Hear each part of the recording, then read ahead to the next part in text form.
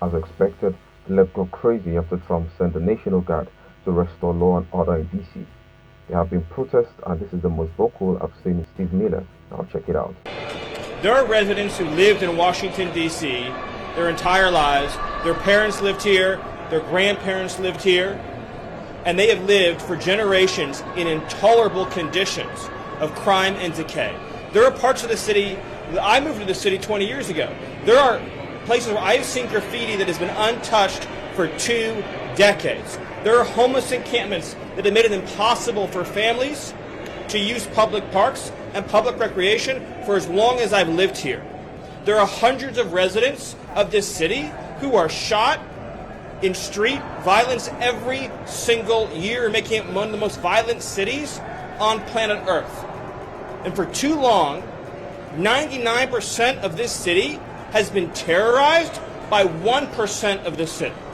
And the voices that you hear out there, those crazy communists, they have no roots, they have no connections to the city, they have no families they are raising in this city, they have no one that they are sending to school in this city, they have no jobs in this city, they have no connections to this community at all. But they're the ones who've been advocating for the 1%, the criminals, the killers, the rapists, the drug dealers. And I'm glad they're here today.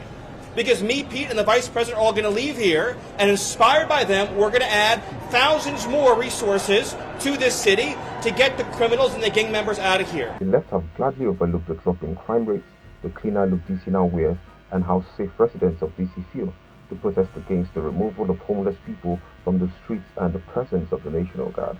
These protests have been rumored to be sponsored by the powers that be, but you know what? Trump is already used to being kicked against. And if what he's doing is for the good of the American people, I'm sure he will do it over and again without breaking an eyelid. So folks, do these protesters really represent the percentage of the patriotic Americans who love indecency, or were they hired to, destabilize Trump at all means or by all means? I would like to know in the comments. Until our next clip, please keep staying sensible. Peace out, fam.